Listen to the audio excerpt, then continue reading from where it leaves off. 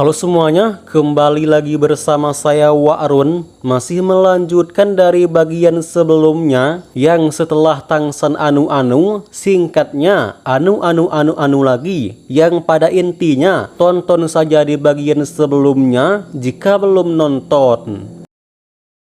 Cerita berlanjut dengan Wu Bingji yang nampaknya masih kebingungan dengan kemampuan elemen es-nya. Seperti yang kita ketahui kalau elemen es bisa digunakan bertahan maupun menyerang. Namun Wu Bingji agak bingung mau fokus ke bertahan atau menyerang. Lantas ia meminta saran ke Tang San apa yang harus ia lakukan. Tang San menggelengkan kepalanya sebelum mengungkapkan bahwa dirinya juga tak terlalu mengerti tentang elemen es. Akan tetapi ia berpikir bahwa alangkah baiknya jika elemen es dilatih dengan tipe serangan. Bagaimanapun juga serangan merupakan pertahanan yang terbaik. Mendengar kalimat terakhir yang diucapkan Tang San, mata Wu Bingji bersinar dan mengucapkan terima kasih atas pencerahannya. Malam ini dirinya benar-benar mendapatkan petunjuk secara tiba-tiba. Diketahui kalau Dekan Guan adalah guru Wu Bingji, namun arahan Tang San barusan sudah melebihi nasihat guru pribadinya. Tang San lantas tersenyum setelah melihat Wu Bingji yang langsung mengerti maksud dari perkataannya. Sebagai mantan Raja Dewa, tentunya memberikan saran seperti itu merupakan hal yang sederhana. Bahkan meskipun ia masih junior, tetap saja dirinya sudah berada di 3 kehidupan. Selesai memberikan arahan ke Wu Bingji, Tang San melanjutkan dengan memberikan saran bagi transformasi Dewa Iblis yang cocok untuk Cheng Zicheng. Intinya, Dapeng merupakan jenis monster burung terbaik di antara monster burung lainnya. Oleh karena itu, Zicheng harus benar-benar memanfaatkan kelebihannya tersebut dengan sebaik-baiknya. Misalnya, menambahkan kecepatan dan refleks yang akurat. Untuk masalah latihan, ia sarankan agar gadis tersebut berlatih terbang di pepohonan. Maksudnya, jika hanya berlatih dengan ketinggian yang sangat tinggi, maka mungkin saja kecepatan terbang gadis tersebut akan biasa saja. Namun jika berlatih di hutan dengan menghindari beberapa pohon, besar kemungkinan kecepatan dan refleksnya akan meningkat. Selain itu, jangan sesekali menyerang dengan menggunakan kelemahannya. Seperti contoh ketika Zicheng memaksa turun ke bawah saat bertarung dengan Tang San di pertarungan sebelumnya. Tang San sangat menyarankan bahwa jika lawan tersebut sangat ahli dalam serangan darat, maka Zicheng harus bertahan di udara. Setelah memberikan saran dan berbagai pemahaman, Wu Bingji bertanya akan sesuatu yang paling ia ingin tanyakan kepada Tang San. Siapapun mungkin mengetahui bahwa elemen angin tidaklah stabil.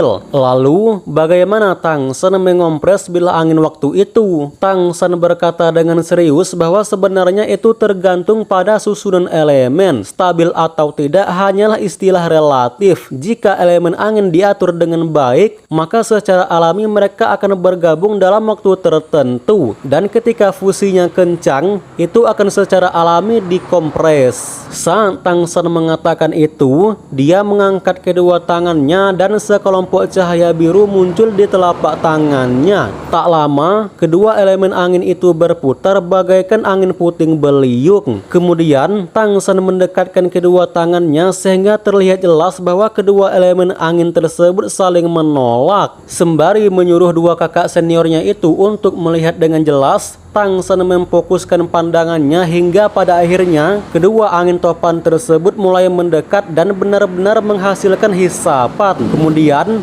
barulah mereka bergabung menjadi satu. Segera setelah itu Wu Bingji sontak berdiri dan mengucapkan terima kasih atas kebaikan Tang San. Ia merasa kalau ajaran Tang San cukup sampai di sini saja. Takutnya kalau banyak-banyak ia jadi tak paham sehingga tak dapat mencernanya. Lantas Wu Bingji berbalik badan dan sedikit membungkuk memberikan Tang San penghormatan. Melihat Wu Bingji pergi, Zicheng tersenyum sembari memuji bakat Tang San. Diketahui bahwa meskipun Wu Bingji merupakan siswa yang baik hati, dia juga merupakan siswa yang dingin, bicara apa adanya, agak cuek dan lain sebagainya. Akan tetapi baru kali ini Zicheng melihat kakak seniornya itu bersikap tak seperti biasanya. Selang beberapa saat, Zicheng juga ikutan pamit dan berjanji akan mempelajari mempelajari saran dari Tang San. Sesaat setelah mereka berdua pergi, Tang San menghela nafas panjang sembari memikirkan bahwa sepertinya Wu Bingji sangat cocok dengan keterampilan teknik rahasia tersembunyi Sekte Tang. Berdasarkan kendali elemen esnya yang begitu mahir, maka teknik senjata tersembunyi akan sangat berguna. Sekarang waktunya Tang San memikirkan akan slot Xuan Tiangong tingkat 5-nya yang sampai sekarang ia masih ragu-ragu. Meskipun kemampuan mengendalikan waktu sangatlah istimewa, tetapi tak dapat dipungkiri kalau klan Dapeng bersayap emas merupakan anggota klan monster yang paling jago soal terbang. Namun daripada berpikir panjang, Tang San memutuskan untuk menggabungkan Bloodline Dapeng ke Xuan Tiangong-nya. Kemudian Tang San kembali ke tempat tidurnya sebelum bermeditasi dan benar-benar menggabungkan kekuatan Bloodline Dapeng dalam Xuan Tiangong-nya. Dan ya, diperlihatkan fluktuasi yang tidak biasa yang terdapat dari tubuh Tang San, sehingga dapat diambil kesimpulan bahwa Bloodline Dapeng ini merupakan bloodline yang sangat bagus jika diambil oleh orang yang tepat. Bahkan tak hanya meningkatkan Bloodline Dapeng itu sendiri, tubuh sekaligus 4 bloodline yang Tang San miliki juga mengalami peningkatan. Yang mengejutkan ialah peningkatan kultivasi Tang San benar-benar tidak sederhana.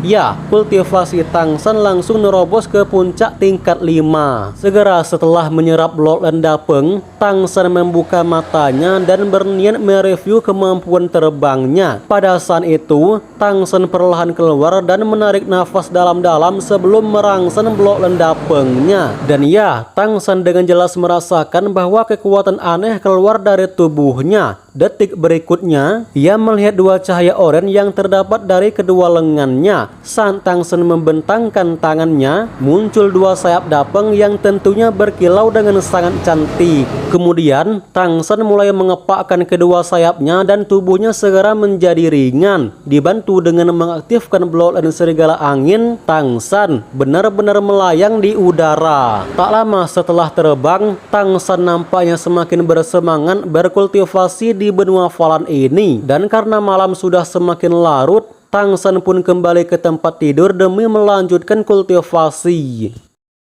Singkat cerita, pagi pun tiba. Setelah bel sarapan berbunyi, semua guru dan siswa nampak berkumpul untuk sarapan bersama. Berbeda dengan hari sebelumnya, hari kedua ini pandangan para kakak senior ke Tang San sangatlah berbeda. Ya, semenjak pertarungan Tang San dan Wu Bingji kemarin, para kakak senior nampaknya sangat menghargai Tang San, bahkan tanpa ragu menyapanya. Bersamaan dengan Tang San yang menyapa balik, Dubai mendekatinya dan bertanya kapan kawannya itu mengeluarkan kemampuan tebasan Dewa Angin lagi. Tang San jelas heran apa yang dimaksud dengan tebasan Dewa Angin. Dubai menjelaskan bahwa semenjak pertarungan Tang San melawan kakak senior Wu Bingji, semua siswa menamai kompresi bilah angin tersebut dengan sebutan tebasan Dewa Angin. Sama seperti MC pada umumnya, ketika dipuji Tang San hanya tersenyum sebelum berkata bahwa dirinya hanya beruntung. Tepat ketika ucapan itu selesai, terdengar suara tawa sembari mengungkapkan bahwa ia tak mungkin bisa menang jika Tang San tak berbalas kasihan. Ya, itu adalah Wu Bingji yang kemudian langsung berinisiatif duduk di samping Tang San. Ia lagi dan lagi berterima kasih karena berkat saran dari Tang San kemarin, pemahaman tentang elemen esnya menjadi semakin baik. Dengan adanya metode yang diberikan Tang San, maka terobosan tingkat 7 akan semakin dekat. Mendengar perbincangan mereka, semua siswa menghampiri seakan-akan penasaran apa saja yang didiskusikan Tang San semalam. Begitupun dengan Guli yang tanpa ragu mendekati Tang San sebelum bertanya, apakah kamu tahu tentang elemen waktu? Sebagai mantan Raja Dewa, tentunya Tang San sangat memahami akan hukum ruang dan waktu. Jangankan dirinya, dijelaskan bahwa putra dan cucu Tang San merupakan dewa yang sangat kuat soal kemampuan ruang dan waktu. Namun ia tak mungkin berkata jujur karena ditakutkan para guru akan mencurigainya. Oleh karena itu, Tang San hanya menggelengkan kepalanya sebelum menjawab bahwa soal ruang dan waktu, ia juga ingin meminta arahan kepada para kakak senior. Mendengar hal itu, Guli jelas kecewa dan mengungkapkan bahwa meskipun ia memiliki kemampuan mengendalikan waktu, sebenarnya ia sama sekali tak paham akan hukum waktu. Tak lama, bel kelas berbunyi karena kemarin adalah kelas kelas latihan fisik, maka pagi ini tentunya kelas teori yang diajarkan oleh dekan Guan. Tujuannya sangat sederhana. Jika tiap hari para siswa mengikuti latihan fisik yang begitu berat, maka mungkin saja akan mengakibatkan cedera. Kelas dimulai dengan dekan Guan yang mengatakan bahwa hari ini pembahasannya sama seperti hari sebelumnya, yaitu membahas tingkatan klan monster. Mungkin bagi siswa lama sudah tak asing dengan pelajaran ini, namun bagi siswa baru seperti Tang San, tentunya ini adalah pelajaran yang wajib ia ketahui. Tang San jelas tersenyum karena ia sangat senang dengan pelajaran ini. Diketahui kalau pengetahuan yang diajarkan Wang Yinfeng adalah pengetahuan dasar, sehingga masih banyak yang belum Tang San ketahui tentang tingkatan klan monster. Dekan Guan menjelaskan bahwa ras roh dan ras monster membagi bloodline mereka menjadi 5 bagian. Tentunya ras manusia tidak terdaftar dari 5 tingkatan ini. Jadi meskipun ras manusia memiliki bloodline tingkat tinggi, tetap saja manusia hanyalah pengikut. Oke, adapun tingkat yang paling rendah atau tingkat 5 adalah jenis monster yang tidak bisa bertarung, baik itu ras roh maupun ras monster. Intinya bloodline tingkat 5 ini merupakan yang terlemah dari monster lainnya, seperti contoh monster babi. Namun bukan berarti mereka sama sekali tak bisa bertarung. Tentu saja mereka bisa, akan tetapi kultivasi maupun teknik yang mereka miliki jelas tak sebanding dengan klan lainnya. Bahkan semenjak baru lahir, kultivasi mereka akan dimulai dari tingkatan 1. Selanjutnya tingkat 4. Tingkat 4 adalah jenis monster yang tersebar di seluruh dataran Falan, seperti contoh monster serigala angin. Berbeda dengan klan monster tingkat 5,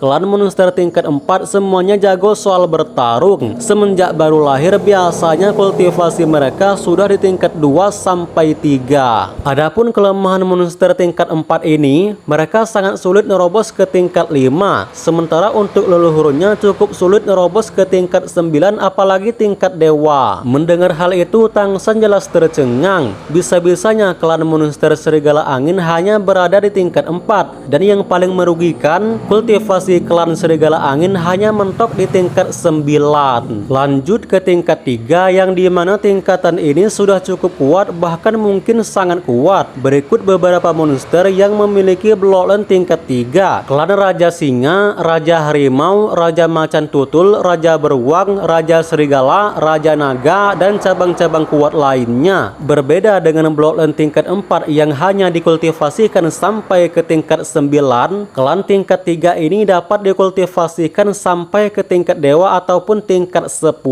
Bahkan tak mustahil bagi mereka untuk nerobos ke tingkat 11. Namun untuk tingkatan 12 atau biasa disebut dengan tingkatan leluhur legendaris, maka tentu saja itu merupakan hal yang mustahil. Tang San yang mendengar hal itu, ia diam-diam memikirkan bahwa tingkatan 12 nampaknya setara dengan dewa tingkat pertama yang berada di alam dewanya. Di sisi lain, ia juga mengerti bahwa tujuan dekan Guan memberikan misal klan serigala angin yang hanya berada di tingkat 4 itu bertujuan untuk menyindirnya. Dekan Guan melanjutkan bahwa klan monster tingkat 2 mereka berada di dunia lain. Ras monster tingkat 2 juga bisa disebut dengan bloodline raja monster besar. Jika mereka berusaha dan beruntung, maka terobosan tingkat 12 sudah tentu akan diperoleh. Sementara alasan mereka sangat kuat karena klan tingkat 2 mewarisi darah emas yang diturunkan dari zaman kuno. Adapun kekuatan mereka tak usah diragukan lagi. Bahkan ketika baru lahir, setidaknya kultivasi mereka sudah nerobos ke tingkat 8 sampai 9. Dan ketika sudah dewasa, maka mereka sudah tentu nerobos ke tingkat dewa ataupun tingkat 10.